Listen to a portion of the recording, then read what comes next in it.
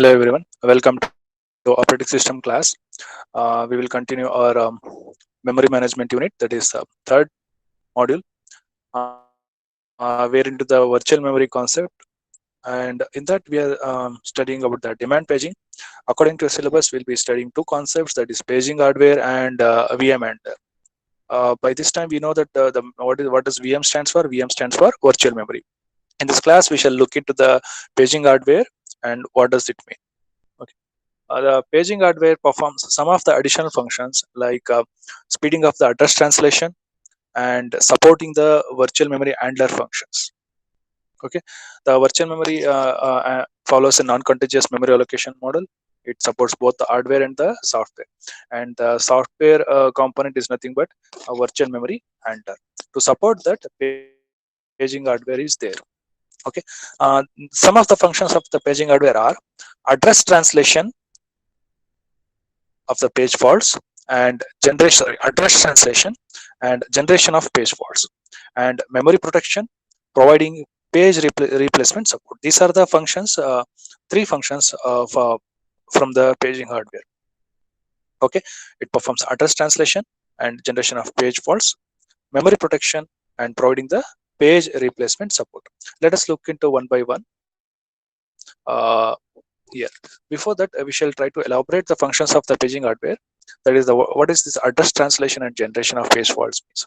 It means the paging hardware contains some of the features to speed up the address translation, and also it provides support for a multi-programmed systems where it maintains the page tables for almost all the programs, means for several programs, and use the correct pages for the address translation.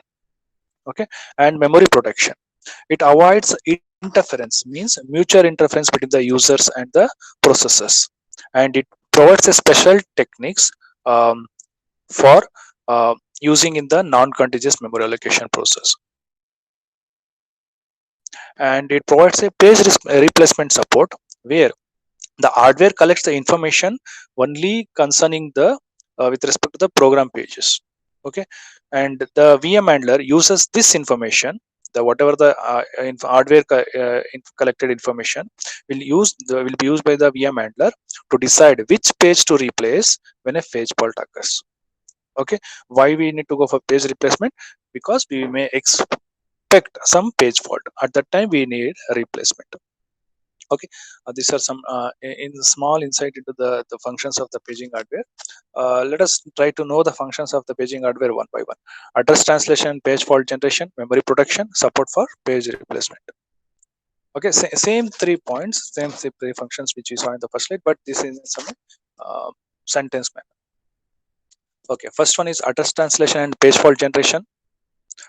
In this, we'll be looking to the address translation buffers, super pages, and address translation in a multi-program system.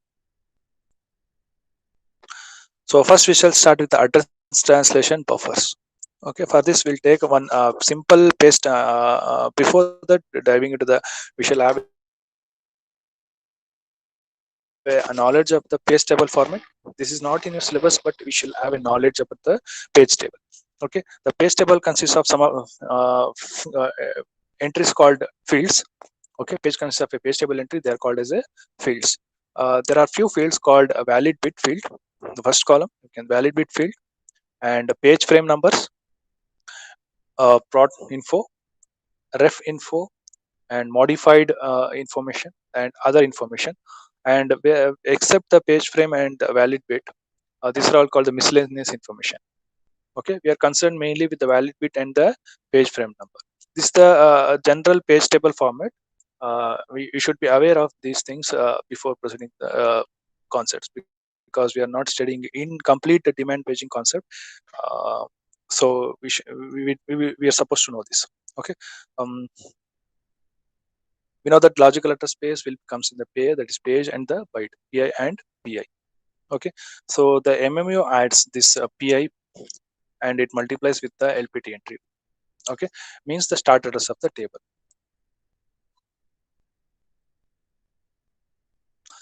Okay, let us look into the what is the LPT entry. The LPT entry is nothing but the L stands for length, PT means page table. Okay, I repeat again, PT means page table, L stands for length. So LPT entry is nothing but the length of a page table entry, and it is typically a power of 2. Now let us start with the syllabus. Address translation buffers. When a page is when the page is loaded, it comes with the page tables, and they are located in the memory. Okay, and access to the memory would consume two memory cycles, one for accessing the page table and one for the actual memory access. An address translation buffer, we know that it is used to speed up the address translation. Okay. So what does the translation buffer means? Okay, we shall try to take an example with the picturized here. Already we saw this picture in the previous class. Okay, let us try to build this again. This is an address translation buffer where the address is getting translated. We shall see one by one here. If you see in the last class we saw there is a memory, okay, where one of the memory area is loaded with an instruction called add 2480, where 2 is nothing but our p and 480 is nothing but our byte. Okay, page and byte. So when this information will be used by the MMU, that is PI and BI separately, 2 as and 480. Okay, this 2 is nothing but the page number. Okay, when we take the process P2, sorry, any process, then this 2 will be is nothing but the page number of that process. And in the previous class we saw that when we add this 2 into 1024 plus 480, will be getting some 2520. Okay, when we account for this, we'll be getting one more page frame, so that is a 7th page frame. So the page frame for this will be 7. That is why they are showing here in the TLBs. That TLB means translation look aside buffer. Okay, so it is mentioning the page number 2 as well as the page frame. Okay, if you see, the TLB is used to is helping in the speeding of the address translation. Okay, from this we can able to generate some equation. So in order to generate that, we'll use some notations. So we'll use PR1 for probability that a page exists in a memory, and PR2 probability that a page entry exists in a TLB, and TA for memory access time, TT for access time of the TLB. Okay, and TPFH means T means time, P means page, F means fault, H means handling. So TPFH is nothing but the time overhead of page fault handling. And PR1 is the memory hit ratio. PR2 is called the TLB hit ratio. Okay. And compared to TT and TA, TT is somewhat less than the or smaller in magnitude than the TA, and TA is above in orders of magnitude than the TPFH. Okay. By using this information, we'll try to get an effective memory access time equation, that is PR2 into sum of the TT plus TA, which is added with the PR1 minus PR2, okay, which is multiplied with the twice of the memory access time TA, which is added with the TT, and this will be added with the 1 minus PR1 into sum of the TT plus TA plus TPFH. All these things. Apart from this, we'll add again the TT and the twice of the memory access time. So we shall have a summary by some flowchart thing. Okay, there will be MMU actions where the logical address will be obtained PI comma BI, that is 2 comma 480. If PI's entry is in the table, if page 2 is in the TLB, okay, then uh, then we'll be looking into the memory. Okay, if it is no, if PI's entry is not in the TLB, we'll look into the memory, same PA. If page is available in the memory, then we'll enter its information into the TLB by using PI comma FI. Okay, if not, we'll form a physical address using the fi. Okay, so if page is not there in the memory, we'll raise a page fault. Okay, I repeat again, if first address logical address is obtained 2, 480, if 2 is there in the TLB, we'll check. If it's not there, what we'll do, we'll check in the memory whether the 2 is in the memory. If yes, we'll enter its information in the TLB. Then we'll go for the rechecking of this. Then again, we'll form a physical address using the F. If PI is not in memory, we'll raise a page fault. Okay, we'll be raising a page fault. Then we'll look into the virtual memory manager actions. When there is a page fault, okay, because we are saying that PI is not in the memory, means 2 is not in the memory, so we are raising a page fault. When page fault is been raised, it will check whether page out is needed. If yes, remove that page from the memory and update the page table entry, erase the TLB entry. Okay, and if page out is not needed, load the page PI. Okay, and update the page table entry again and invoke the scheduler. Okay, so that the page will be getting the memory area. That is about the address translation buffers. And let us look into the next one, super pages. We saw in the previous slide that is a TLB is there. That is translation look aside buffer, which helps in speeding up the address translation. So it may have some drawback. So the drawback, in order to overcome the drawback, we are using the super pages. So super pages are evolved as a generic solution to the problems caused by low TLB range. A super page is like a page of a process. It is a nothing but a multiple power of, it is nothing but power of 2. Okay, in terms of the multiples of the page size. Okay, its start address will be in both the physiological address as well as the physical address space, and both are aligned on a multiple on size. Okay, and this super pages will increases the drawback, whatever the TLB reach will increases the TLB reach without increasing the size of the TLB, and super pages helps to obtain the larger TLB hit ratio. Okay, most of the modern computers perform you permits this super page usage.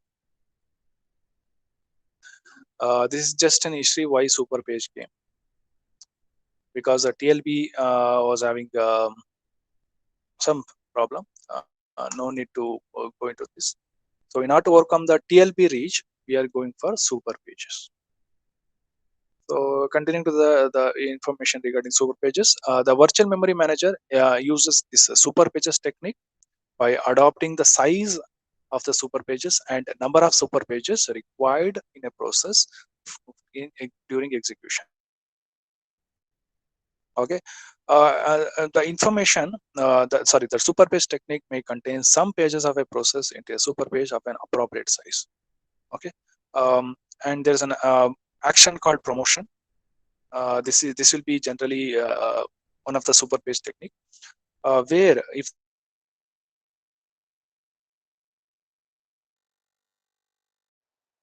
pages are accessed frequently and they do not satisfy the requirement of continuity, also the address element in the logical address space are not satisfied, then we'll go for the promotion.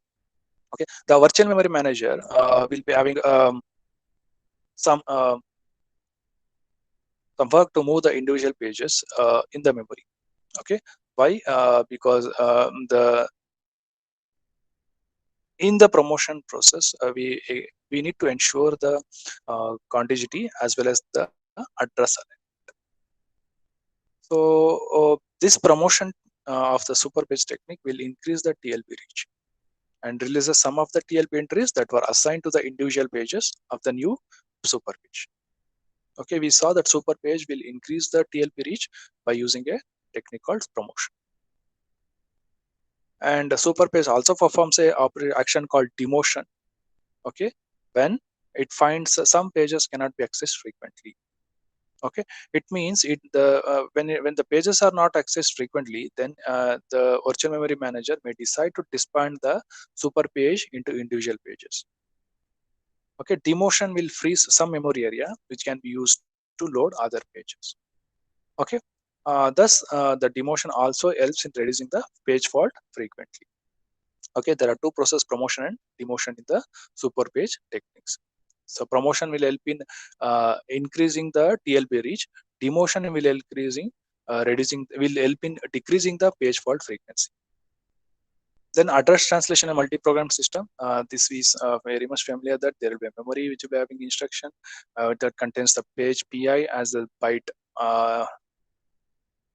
value, and this will be used by the MMU, and from this will be this information of the PIBI will be using will be identified in the corresponding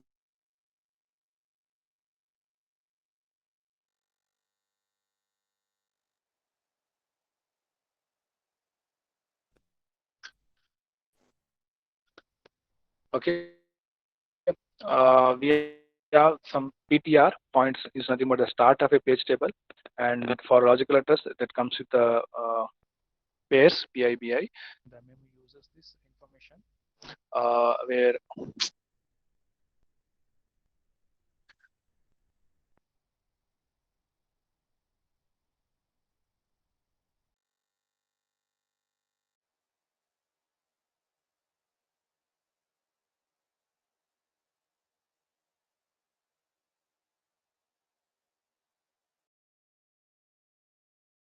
page table.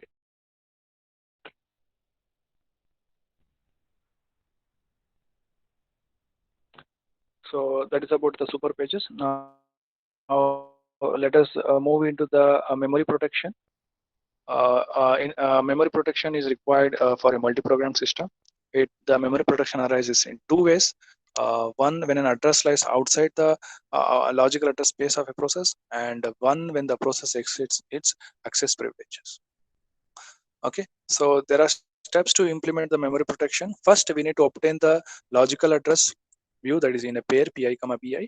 Then we need to raise a memory protection when the PI exceeds the contents of the page table register, and we need to use uh,